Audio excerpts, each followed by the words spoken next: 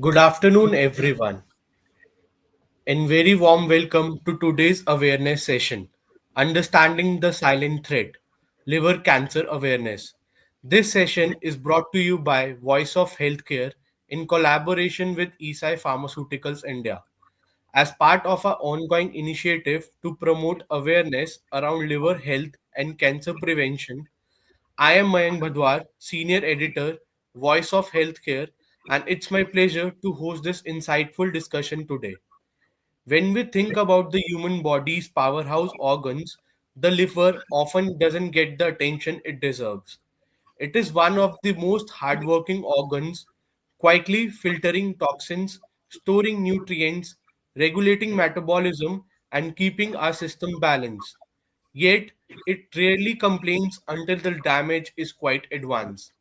And that's exactly why liver cancer has earned the name silent threat.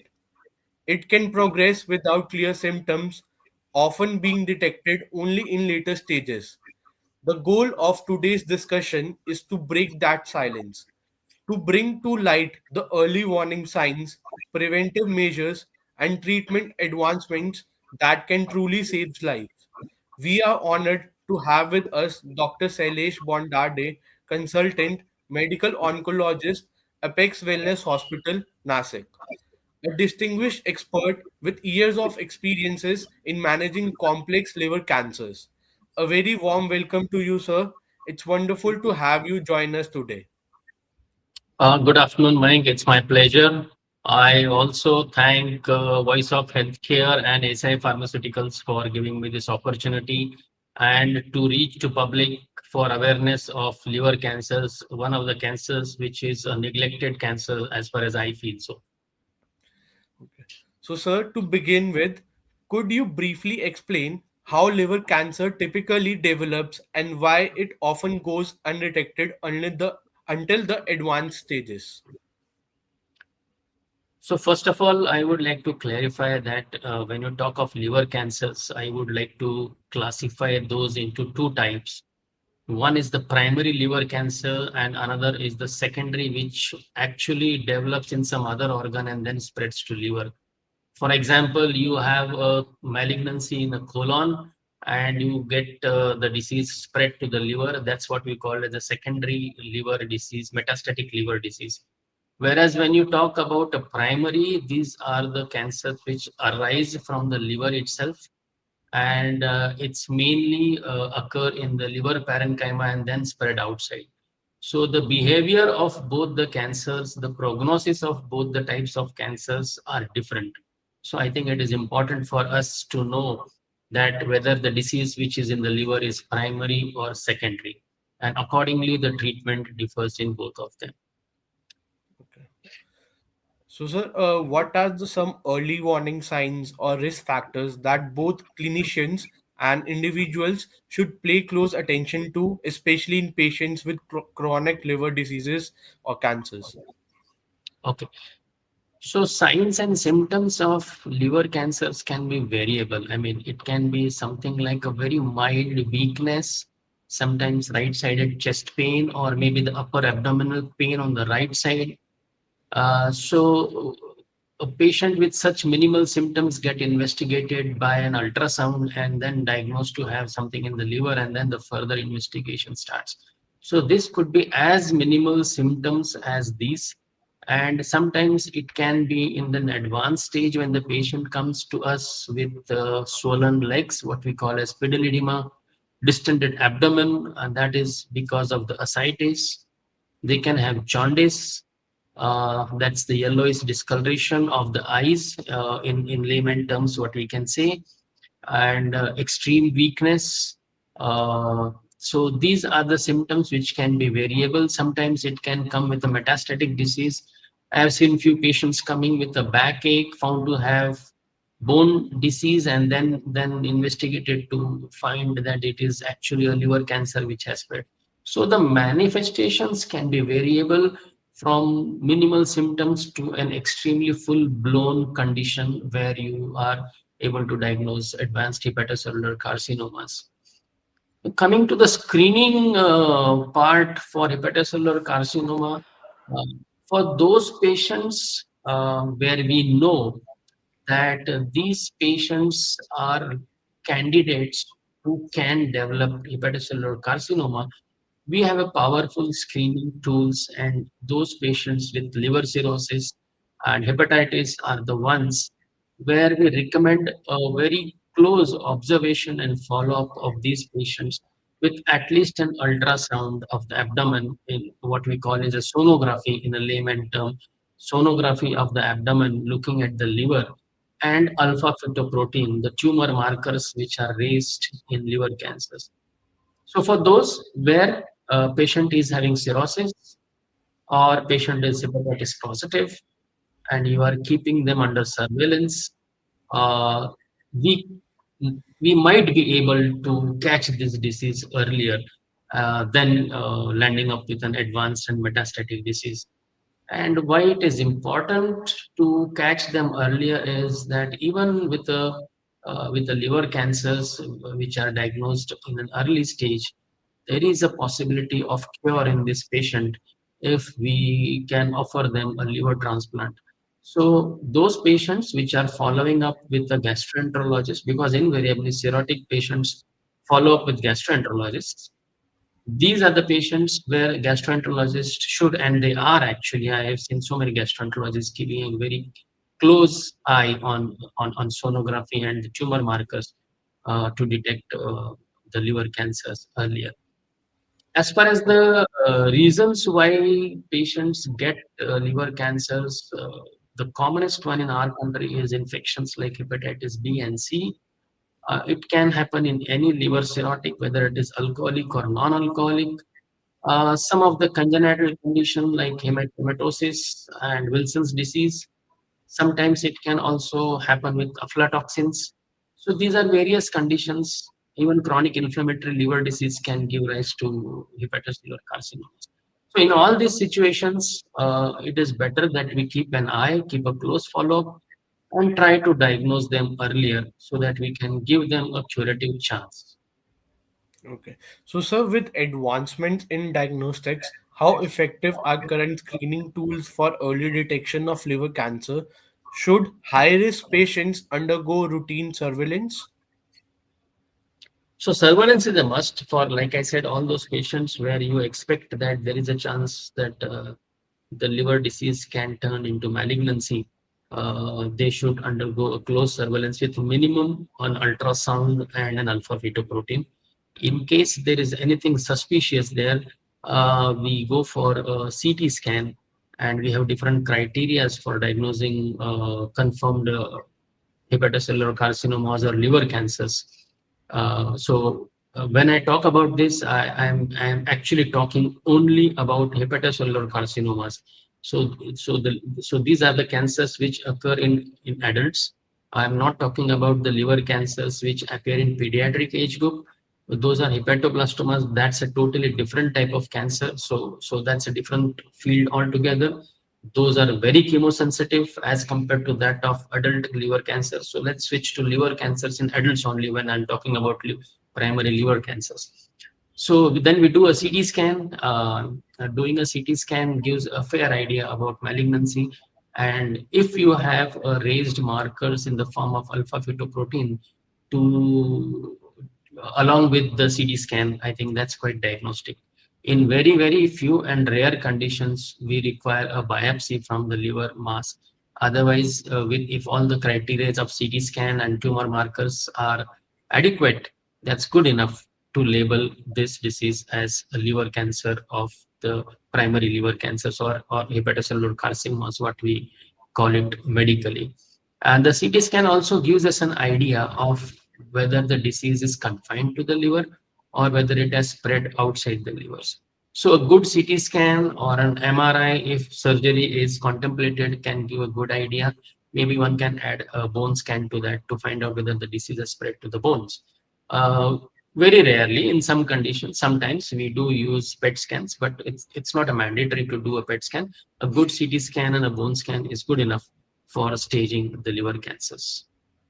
Okay. So, sir, could you shed some light on the recent progress in liver cancer management, particularly the role of liver transplantation, systematic therapies, and immunotherapy. So a lot has happened in last decade or so in management of liver cancers. I remember 20 years back when I used to treat liver cancers, there was hardly anything which was available. Even liver transplant was not a good option that time because of the uh, lack of facilities in our country. But now liver transplant is available in most of the metro cities, and even in a city like tier 2 city like ours in Nashik, we have liver transplant facilities. So that's an option where we can give a curative treatment to these patients of hepatocellular carcinomas or liver cancers when the cancer is uh, um, limited to the liver. If the cancer is spread beyond the liver, then transplant is not a good option. Then we have to give a systemic therapy. Systemic therapy is something which goes everywhere. It goes through the blood. Either it is in the form of IV or in the form of oral tablets or management. So the first drug which was really approved was a sorafenib, and that was one of the drug which came around um 15, 16 years back. And after that, there is a lot of development which has occurred. Now we have targeted therapies, we have immunotherapies, we have local therapies in the form of radiotherapy, radiofrequency ablations, we do chemoembolizations. So we have a lot of armamentariums to treat local as well as the systemic therapy.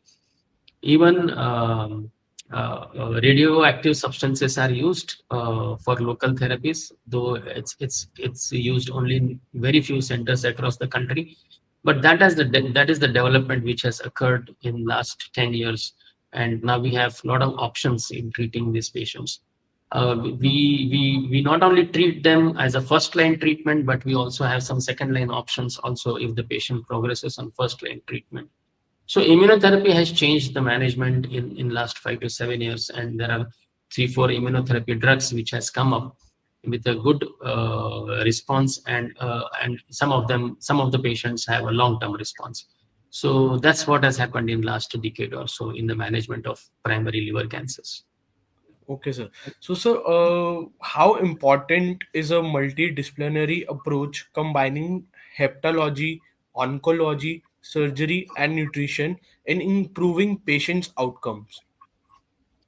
So that's an excellent question. Actually, it's a luxury to have a multidisciplinary team in management of any cancers, leave aside liver cancers. But I think for liver cancers, why it is important is because in each of the branch, and if you have all the expertise together, we will definitely be able to give a good quality and quantity of life for these patients of hepatocellular carcinomas or liver cancers, what we talk about. Uh, The multidisciplinary team should have at least an hepatologist, a liver surgeon, a medical oncologist, radiation oncologist, a nutritionist, and something which we always forget is a social worker. If you know, because these treatments are costly. So a multi I always feel that we should have team which includes all this, and not to forget the radiologist and the pathologist. I think they are also very important. The radiologist, whether it is a radiologist which reports the scan or an intervention radiologist, because there's a lot of work now being done by intervention radiologists in management of liver cancers, specifically the chemoembolizations, what they do, and the RFA or microwave, what is used for ablation of the tumors. So that's what an ideal team would be, to have all the patient, all the experts sitting together and thinking of giving the best option to each and every patients of liver cancers. So yes, I agree in that there is absolutely a very very important role of multidisciplinary team in management of liver cancers. Okay, sir. So, sir, in your view, what preventive steps can be most impactful in reducing liver cancer incidence, especially in India, where viral hepatitis and fatty liver are on the rise? So prevention, I think the most important is nobody should get hepatitis. I mean, now we have a vaccine which is available. So all should get vaccinated for hepatitis B. None of the person should get infected with hepatitis, which is one of the commonest and the most preventable cause for liver cancers. So that's number one. Number two, having a fatty liver, I think one of the commonest reason is our dietary habits. Uh, so I think healthy weight and a balanced diet is something which one should look for. Try to get investigated in case any of the problem arises, whether it's a deranged liver function tests. And the third important thing, I think, which another preventable cause of liver cancer is alcohol. Because alcohol, though may not directly cause liver cancers, but it's one of the etiological factors for development of liver cirrhosis. And chronic inflammation is one of the reason why you get liver cancer. So indirectly, that can also be a cause for having liver cancers. So these are the factors which are important to note and preventable. So if we are able to curtail this and implement this, definitely the chances and incidence of liver cancers will come down. Absolutely, so prevention really is the first line of defense. Absolutely. Hepatitis B vaccination, early screening for hepatitis B and C, weight management, controlling diabetes are all fundamental. Absolutely right. So finally, what message would you like to share with both healthcare providers and the public on building awareness, early action, supporting those living with liver disease or cancer? So one of the thing is obviously to have an awareness amongst the community about the liver cancers, because it's not very common like you get breast cancers, lung cancers, and colon cancers. I think people talk a lot about these cancers, and very few people take interest in liver cancers. But I think this is on rise, and what is important is it's preventable, and we have a screening tool for high risk patients. So we are likely to get a good outcome in liver cancers if we are cautious. Those patients with high risk needs to be screened regularly with a simple ultrasound and alpha fetoprotein.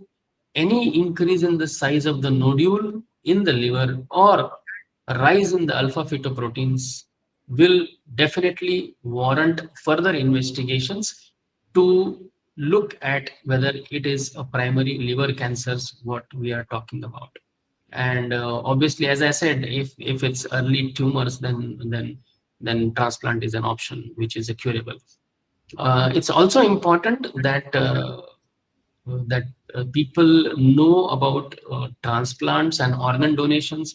See, if you talk about transplant, it's organ which should be available.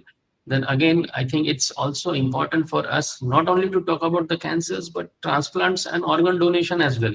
It's not only about the liver; it's also about kidney. It's also about heart. So there are so many things can be done if everybody proactively looks at organ donation. So these are the preventive measures we should look for in the liver cancers and the screening tools which can be used in the management of liver cancers. Okay. So, sir, that's a wonderful message. A reminder that awareness and empathy go hand in hand. Early screening, education, and compassionate care can truly change the narrative for patients and families affected by the cancer. So, sir, before we wrap up, let's lighten the tone a bit and address some common myths we often hear about liver cancer because awareness starts with clearing misconceptions. So, sir, liver cancer only affects people who drinks a lot. Now, this is something we hear a lot, and this is not entirely true, right, doctor? So liver is a workhorse. I always feel that liver has so many functions, including your helping in digestion, including making coagulation factors, managing sugar levels. It's a storage for vitamins. So liver has lot of functions, and also liver has a good reservoir. So if even 60-70% of the liver is damaged, nothing really happens. But at the same time, we should not test it. That, because it has such a reservoir, so let's do whatever we want. Alcohol is something which is always talked about when you talk about liver diseases. Alcohol may not directly cause malignancies, but definitely it can cause liver cirrhosis, and hepatitis and alcohol are the two common causes for cirrhosis in our country. And any cirrhotic liver is a pre-malignant condition. It can give rise to malignancy anytime in life. So that is an indirect evidence that alcohol can give rise to liver cancers, though it may not directly give rise to liver cancers. However, we all know the other problems are occurring with alcohol, so that's not the forum to really discuss. But yes, indirectly it can give Okay. rise to liver cancers. Okay. So, sir, if your LFT is okay, you cannot have liver cancer. So, is it sounds reassuring? But I think, unfortunately, it's the another myth we need to correct. So that's a good question. Actually, everybody feels that you are. I mean, sometimes the patient also tells us, doctor, you are telling that I'm having lung cancers, but look at my liver function tests; they're absolutely normal. So, like I said, that liver has a big reservoir. So, if you have lesions in the liver which are malignancy, still, if you have at least 20-25% of the liver which is functioning, your liver functions are not going to get deranged. Even if your 60-70% of the liver is bad, filled with malignancy, it can happen that your liver functions can still be normal. So if your liver functions are also abnormal along with cancers, then that's a red flag. That's a big problem you have. And invariably it becomes difficult to treat these patients who have high bilirubin, what we call in medical terminology is jaundice.